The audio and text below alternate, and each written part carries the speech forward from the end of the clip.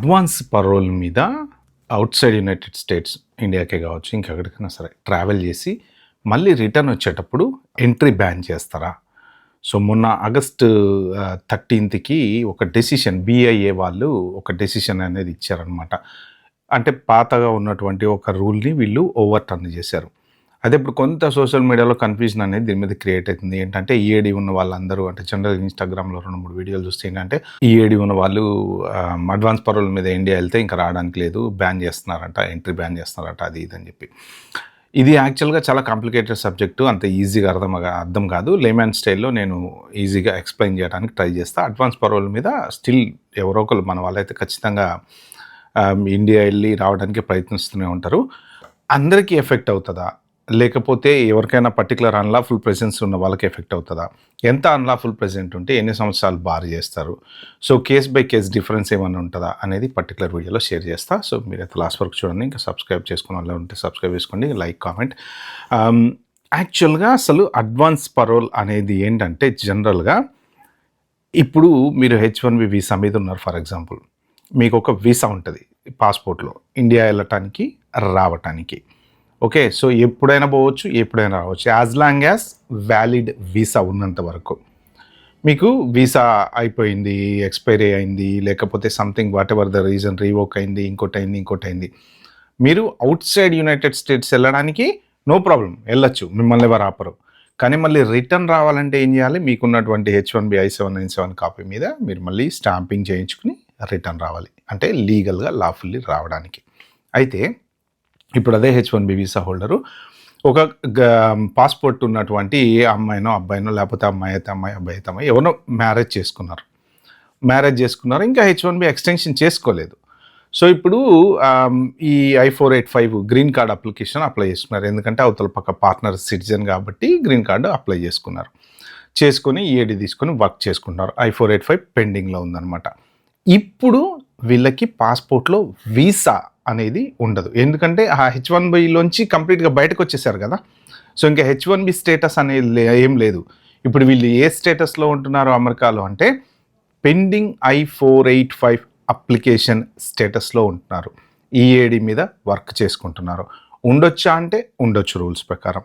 So ఇప్పుడు మరి India వెళ్ళాలి రావాలి అంటే పాస్పోర్ట్లో వీసా అనేది ఉండదు కదా, ఎందుకంటే H1B లేదు, స్టెమ్ OPT లేదు, OPT లేదు, ఏ రకమైనటువంటి స్టేటస్ లేదు.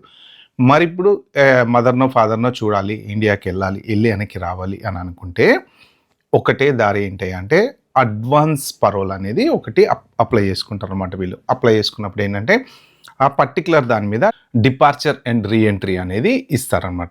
దానికి ఒక పర్టికులర్ రూల్ అనేది రూల్లో లేకపోతే లానో whatever it is some వీళ్ళు పెట్టుకున్నటువంటి ఒక ఇది అనేది ఉందన్నమాట. ఈ matter of Arabelli and Errabelli అని అంటారనమాట.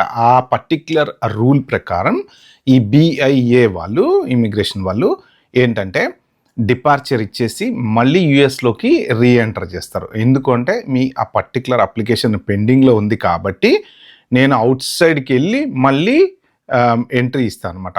సో ఇప్పుడు వచ్చేసి వాళ్ళు తీసుకొచ్చిన చేంజ్ ఏంటంటే ఈ డిపార్చర్ ఏదైతే ఉందో ఆ డిపార్చర్నే కౌంట్ చేస్తారు. ఎంట్రీ అనేది పాసిబుల్. ఇది అన్ని అప్లికేషన్లకి అందరికీ పర్ఫెక్ట్గా వాళ్ళు చెప్పినట్టు వర్తించదు. ఇప్పుడు ఆ రూల్ ఏదైతే ఉందో దాన్ని వాళ్ళు ఓవర్టర్న్ చేసి ఇప్పుడు మీ డిపార్చర్ ఏదైతే ఉందో అది డిపార్చర్ అనేది చెప్పారనమాట. సో దానికి సంబంధించిన లింకు నేను కింద డిస్క్రిప్షన్లో పెడతా, మీరు వెళ్ళి చూసుకోండి. బట్ చూసినా కూడా అంత ఈజీగా అర్థమయ్యేది అయితే కాదు అది. బట్ నాకు అర్థమైనంత వరకు నేను చెప్తాను. నేను చెప్పిన దాంట్లో తప్పులు ఉంటే మీరు కింద కామెంట్లో మెన్షన్ చేయండి, హ్యాపీగా, నో ప్రాబ్లం. ఇప్పుడు ఇందాక నేను చెప్పినటువంటి ఎగ్జాంపుల్లో ఎవరైతే I-485 అప్లై చేసుకుని ఉన్నారో వాళ్ళు అడ్వాన్స్ పరోల్ మీద ఇండియా వెళ్ళి మళ్ళీ రావచ్చు, నో ప్రాబ్లం, వాళ్ళని ఆపరు. కానీ ఇక్కడెక్కడ డిఫరెన్స్ అనేది వస్తుందంటే ఇప్పుడు ఒక అమ్మాయి H1B వీసా మీద ఉంది, అక్కడికి వెళ్ళిన తర్వాత సిటిజన్ని పెళ్లి చేసుకుంది. సో ఇంకా సిటిజన్ని పెళ్లి చేసుకున్న తర్వాత ఆబ్వియస్గా డైరెక్ట్ గ్రీన్ కార్డ్ అప్లై చేసుకోవచ్చు కదా. గ్రీన్ కార్డ్ అప్లై చేసుకుంది, I-485 అప్లికేషన్ పెండింగ్లో ఉంది, ఆ టైంలో EAD తీసుకుంది, జాబ్ చేసుకుంటూ ఉంది. సో ఇతను ఎట్లా హస్బెండ్ సిటిజన్ అనమాట, వైస్ వర్స, ఎలాగైనా హస్బెండ్ వైఫ్కి, వైఫ్కి హస్బెండ్కి సేమ్ రూలే అప్లికబుల్ అవుతుంది అనమాట. ఇప్పుడు అమ్మాయికి H1B వీసా లేదు, H1B స్టేటస్ లేదు, ఏమీ లేదు, ఎందుకంటే స్టేటస్ అయిపోయింది, ఇంక వదిలేసేసింది. అంటే ఉన్నంత వరకు వాడుకొని ఆ పర్టికులర్ H1B వీసా మీద ఇండియా రావటం అవన్నీ జరిగినాయి. ఇంక ఇప్పుడు పెళ్లి అయిపోయింది కదా, గ్రీన్ కార్డ్ అప్లై చేసుకుంది కాబట్టి ఇంకా వెళ్ళాల్సిన అది H1B స్టేటస్ని వదిలేసింది, ఎక్స్టెండ్ చేసుకోలేదు ఇంకా.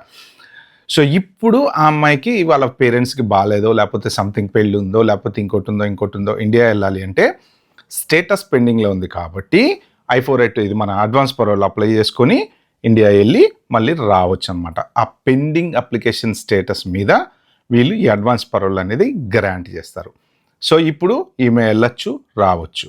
సేమ్ ఎగ్జాంపుల్ మీరు జాగ్రత్తగా వినండి. ఇప్పుడు ఒక అతను అమెరికా వచ్చాడు H1B వీసా మీద. ఓకే, 3 years జాబ్ చేసుకున్నాడు.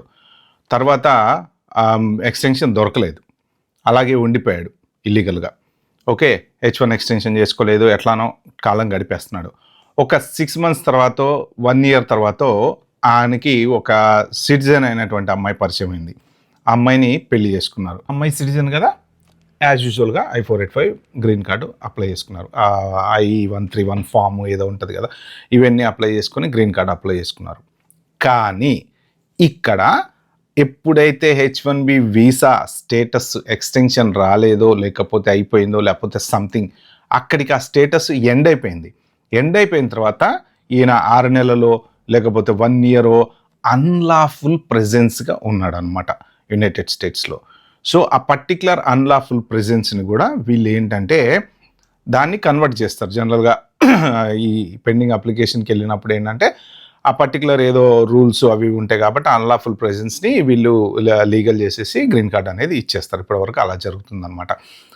ఇప్పుడు ఈ అన్లాఫుల్ ప్రెజెన్స్ ఉంది కాబట్టి ఇప్పుడు ఇతను I-485 మీద అడ్వాన్స్ పరోల్ తీసుకొని ఇండియాకి వెళ్ళి వాళ్ళ పేరెంట్స్కి బాగాలేదు చూడ్డానికి వెళ్ళి వెనకొద్దామని అనుకుంటే అప్పుడు వాళ్ళు కొత్తగా ఓవర్టర్న్ చేసినటువంటి రూల్ ఏంటంటే నువ్వు ఒకవేళ 180 days plus up to 1 year అంటే అన్లాఫుల్గా 180 days 185 days ఉన్నారు for example, 3 years entry ban అనమాట. అదే 1 year plus up to 1 year అయితే 3 years ఎంట్రీ బార్. లేదు ఆ 1 year కన్నా ఎక్కువ ఉన్నాడు, 1 year 1.5 year తర్వాత ఆయనకి ఎవరో అమ్మాయి దొరికింది, పెళ్లి చేసుకున్నాడు, గ్రీన్ కార్డ్ అప్లై చేసుకున్నాడు. ఇయర్ కన్నా ఎక్కువ ఉన్నాడు కాబట్టి నెక్స్ట్ మళ్ళీ రిటర్న్ వచ్చేటప్పుడు 10 years బార్ అనమాట. సో ఇది వాళ్ళు ఓవర్టర్న్ చేసి కొత్తగా BIA వాళ్ళు పెట్టినటువంటి రూల్ అనమాట. సో ఇది నేను సింపుల్గా ఎక్స్ప్లెయిన్ చేయడం కోసం H1B వాళ్ళని వాడుకున్నా. అదర్ దాన్ దట్ ఇంకా ఏ ఇమిగ్రేషన్ బెనిఫిట్లో అయినా సరే మీరు ఉండుంటే, సో ఇది August 13th ఇచ్చినటువంటి matter of Del Carmen Lara decision అనమాట. సో ఈ డెసిషన్ ప్రకారము ఇంకా ఇవి ఎవరైనా సరే అన్లాఫుల్ ప్రెజెన్స్ ఉన్నటువంటి వాళ్ళకు మాత్రమే ఈ పర్టికులర్ ట్రబుల్. బట్ అగైన్ ఇది కేసు టు కేసు డిఫరెంట్గా ఉంటుంది. ప్రతిదాన్ని యాజ్ ఇట్ ఈస్గా మనం జడ్జి చేయాల్సిన, వాళ్ళు ఇచ్చినటువంటి ఓవర్టర్న్ చేసినటువంటి రూల్ కూడా అన్లాఫుల్ ప్రెజెంట్ ఉన్నటువంటి వాళ్ళకు మాత్రమే వర్తిస్తుంది అని చెప్పారు. లాఫుల్గా ఉండి ఇప్పుడు ఫస్ట్ నేను చెప్పినటువంటి ఎగ్జాంపుల్లో H1B మీద ఉన్నారు, ఫైన్ I-485 అప్లై చేసుకున్నారు, లీగల్గా ఉన్నప్పుడే H1B ఎక్స్టెన్షన్ కన్నా ముందు ఆ ఎక్స్పైరీ అవ్వక ముందే పెళ్లి చేసుకున్నారు. అసలు అన్లాఫుల్ ప్రెజెన్స్ అనేది సింగిల్ డే కూడా లేదు. సో అలాంటి వాళ్ళకి ఎటువంటి ప్రాబ్లం లేదనమాట. సో ఈ అన్లాఫుల్ ప్రెజెన్స్ అనేది ఓన్లీ ఇప్పుడు I-485 పెండింగ్ అప్లికేషన్స్ అనే కాదు, any kind of immigration, asylum apply చేసుకొని EAD తీసుకొని దాని మీద ఉంటున్నా కానీ. సో చాలామంది విజిట్ వీసా మీద వస్తారు. విజిట్ వీసా మీద వచ్చిన తర్వాత 6 months విజిట్ వీసా ఇస్తారు కదా, అక్కడికి వచ్చిన తర్వాత ఏం చేస్తారంటే అలాగే ఉండిపోతారు. అలాగే ఉండిపోయి కొన్ని రోజుల తర్వాత ఎవరినో పెళ్లి చేసుకుంటారు అనమాట. సో అలా పెళ్లి చేసుకున్నప్పుడు అప్పుడు వీళ్ళు గ్రీన్ కార్డ్ అప్లై చేస్తారు. సో ఇలాగా యూఎస్కి రావటము, గ్రీన్ కార్డులు అప్లై చేసుకోవటము ఇదంతా నడిచిందనమాట. సో ఇప్పుడు ఏంటంటే ఆ కేసులు ఏమైనా పెండింగ్ ఉంటే కనుక సో ఇలాంటి సిచ్యువేషన్ వస్తుంది అనమాట. సో కొంత సోషల్ మీడియాలో కూడా డిస్కషన్ ఏంటంటే వీళ్ళు అడ్వాన్స్ పరోల్ కావాలని గ్రాంట్ చేస్తున్నారు, వెళ్ళిన తర్వాత మళ్ళీ ఎంట్రీలో ఆపుతున్నారు అని చెప్పేసి. బట్ అది ఏది రైటో ఏది రాంగో అయితే తెలియదు కానీ, బట్ ఎవరైనా సరే ఇప్పుడు ఇలాంటి సిచ్యువేషన్లో మీకు అన్లాఫుల్ ప్రెజెన్స్ అనేది యునైటెడ్ స్టేట్స్లో ఉంది, మీరు అడ్వాన్స్ పరోల్ తీసుకొని మీరు ఇండియా వెళ్దాం అనుకుంటున్నారు, ఒకవేళ ఏదైనా ఎమర్జెన్సీ సిచ్యువేషన్ వచ్చింది అంటే మీరు ఇప్పుడు రీసెంట్గా నేను ఒక వీడియో చూసా, ఎవరో ఒక అమ్మాయిని గ్రీన్ కార్డ్ అమ్మాయిని పెళ్లి చేసుకొని అతను అక్కడే ఉండిపోయాడంట. అక్కడ వాళ్ళ ఫాదర్ పాపం ఇబ్బంది పడుతున్నాడు, వాళ్ళ మదర్ పోయినా పోలేదట ఇండియాకు. సో మరి ఎందుకు వెళ్ళి ఉండడు అంటే మోస్ట్ ప్రాబ్లీ అతనికి H1B వచ్చి ఉండదు, ఇట్లనే ఎవరినో అమ్మాయిని గ్రీన్ కార్డ్ ఉన్న అమ్మాయినో లేకపోతే సిటిజన్ ఉన్న అమ్మాయినో పెళ్లి చేసుకొని ఉండిపోయి ఉంటాడు. సో ఇంకా మళ్ళీ వెళ్తే ఏమైనా ప్రాబ్లం అవుతుందేమో, ఎందుకంటే అక్కడ స్టేటస్ లేదు కదా, వీసా ఏం లేదు కదా, సో వెళ్తే ప్రాబ్లం అవుతుందని వెళ్ళకుండకపోవచ్చు. ఇది ఒక ఎగ్జాంపుల్ అనమాట. సో, అలాగా ఎవరైనా సరే ఇంకా వెళ్ళాలి అని అనుకుంటే గనక మీరు కొంచెం ఆలోచించుకోండి. మరి ఆల్రెడీ వెళ్ళిన వాళ్ళ పరిస్థితి ఏంటి అంటే, మోస్ట్ ప్రాబబుల్లీ వచ్చినప్పుడు వాళ్ళకి గూడా ఇది అప్లికబుల్ అవ్వచ్చేమో, కానీ వాళ్ళు డిపార్చర్ రూల్ కింద మరి మోస్ట్ ప్రాబబ్లీ అప్లికబుల్ కాదు అనైతే ఆ డాక్యుమెంట్‌లో ఉంది. ఇంక ఇది అటార్నీస్‌కి అయితే క్లియర్‌గా తెలుస్తది.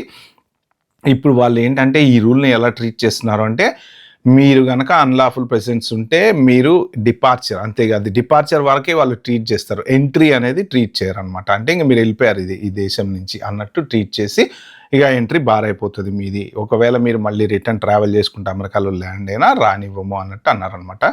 సో, ఇంకా ఫుల్ ఫ్లెడ్జ్డ్ డీటెయిల్స్ అయితే మోస్ట్ ప్రాబబ్లీ అటార్నీస్ అయితే చెప్పగలుగుతారు.